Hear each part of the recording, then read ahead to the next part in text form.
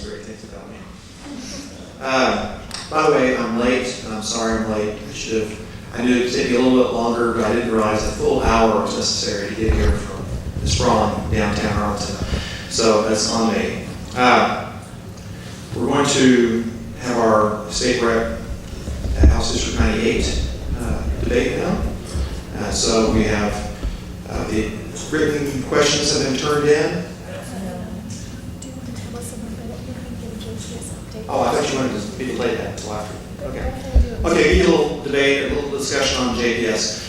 A little intro on JPS. JPS spends between about $900 million a year. Not all the tax money, about half that tax money. Other forms of income come to it from various governmental entities. 537 bed hospital. There are a few dozen schools, and their stated purpose, which is established by state law, is to provide medical care for the indigent. There's an 11-member board that runs it. We're not elected. We are nominated by the 5 county commissioners. That's the 4 county commissioners and the county judge, those 5 of them. The person who's been on the county commissioners the longest, has most seniority, out of the 5 gets a 3rd pick. So you'll see 4 of them can nominate 2, and JD nominates a 3rd. So that makes the 11 of us. And we provide guidance, and as long as we stay within our parameters, which was to say, the county commissioners listen to us and generally go with our recommendations, which are usually don't make it up to them. It's usually something like tax rate. We give a recommendation, and then they approve that, which is a standard kind of thing. I've been on the board now about 3 years. Since I got on, I started harping about transparency. We've got this huge organization, and we had these huge meetings every week or 2 weeks, and nobody knew about it. Nobody could watch it. Nobody even had the opportunity to be bored by the meeting. And so I felt as though we had to have some transparency. We made a lot of noise, and eventually, and you got to be careful what you wish for. Okay, this is true story. We provided a couple of.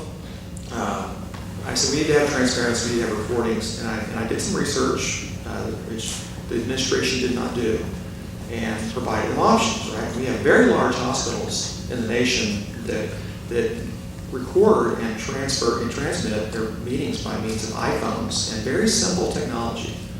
Others upload it to YouTube. There's lots of ways in which hospitals do this kind of thing. We opted to spend $400,000 creating a media room. It was mind-boggling. But what am I going to? I'm the one harping on this, right? I'm the one saying we need transparency. So, okay. So we're spending $400,000 in a building that we want to tear down and build a new one up. So, but that's not for months and months. So it'll be good quality use. But that's the kind of thing that you get. It's not so much they don't do a lot of good work, because JPS does do a lot of good work, a lot of very dedicated people there. But it's just what you expect whenever you have a large collectivist, I'll be kind and say collectivist organization that doesn't get any feedback from the people who are paying for it.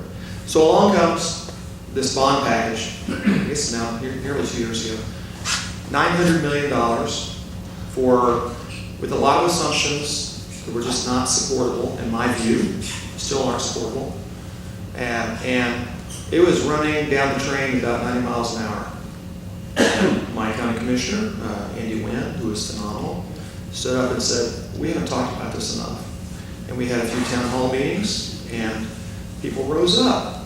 And it was clear to the administration it was not going to pass if they pushed it.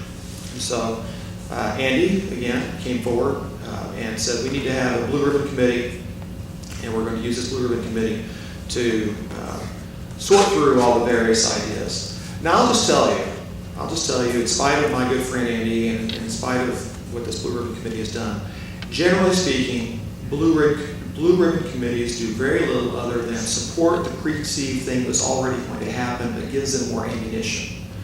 If you had a committee on the pet shelter, who shows up? All the pro-pet shelter people. Will this committee ever show up and say, we need to spend less money on pet shelters? No, they never ever will. the committee on whatever will always come back with a recommendation that more money be spent on whatever. That's just the nature of work, because those of us who are normal, which is nobody in this room, right? Nobody in this room is normal. Most people are home putting their 8-year-olds to bed, watching the Olympics, as horrible as it is. But they're doing something that normal people do. We are all abnormal. And when you say, okay, let's take out of the abnormal people, who shows up for what? Most people show up for the things that they have a vested interest in that benefits them. So when you have a public hearing on, and I use pet shelter because pet shelter people are militant. And if some of you may be there. I don't know a car came in, so but they're passionate, right? And it doesn't. You could pick the natatorium, or you could pick whatever the case is. You pick the library board. They always come back with, we need more of X. And so, not surprisingly, the Blue Ribbon Committee came back with a whole slew of great ideas, and all they need is funding. And I'm not sure if we're going to see the bond package this November. I think it's a little soon. I'm not sure if that's possible or not. It may be. There are some people who think that this is a way of helping to bring out the blue vote in the general election, to knock off certain well-known, really good Republican senators that might be in Senate 10. I don't know, but that's real. That's very real. And so now I don't want to disparage the work of the Blue Ribbon Committee. I just want to just temper it by saying the people that show up at these things and dedicate their time, who are in favor of everything, outnumber the people who are taxpayer watchdogs by about 50 to 1. And you can see it in every committee meeting, every hearing on budgets for the city council. I don't know, you guys have a little better situation than we have in Arlington. You know, we have nearly 400,000 people, and there'll be 100 people there talking about why their program needs to be there, and there'll be like 4 out of 400,000 doing the work of about 60% of the population. We beat mass transit 3 times in Arlington. And the last time, the meeting's very similar to this, and they said, who's in favor of it? And there were 2 of us that did not raise our hands, and out of about 50. And then they said, who was against it? And only 2 people, me and this one other person lifted their hand. And one person said, why is it we can't win this if we outnumber all those guys? Because ordinary people are busy raising their families. They believe the little postcards they get, and they want you to be conservative. And they don't want to come to these meetings. They just want to go vote. And so when it comes time to vote, we vote the right way. Anyway, back on JPS, you may have an opportunity to vote. And I don't know what that bond package looks like, and I'm not saying I'm against it or for it. I'm just tempering enthusiasm on this idea that you can create a Blue Ribbon Committee and not get great ideas, but the value of those ideas in comparison to the cost, the value, the actual value, may be overestimated. There's an assumption in the whole, and I've been to a couple of these meetings where you have board member managers that show up of hospitals from over the country, and they show up and we get told what's going to happen. There's an assumption we're going single payer. I mean, it just hangs like a fog in these meetings. They all know it. They all know we are going single payer. They cannot conceive. There was a well-attended lunch where the speaker was, what if, and the name of the title of the speech was, what if we're all wrong? And it was, what if we don't go single payer? It's like, that's just crazy talk. Now let's dress it up and call it population sectors and things like this. But what it means is they want to collect so much data that an impersonal doctor can do the job for you. And although we do that with lots of things, right? I don't know the first name of my mechanic. Some of you may know the first name of your mechanic. I don't know the first name of my dentist either. I do know my dentist's last name sometimes. But we have lots of services that don't need that personal service.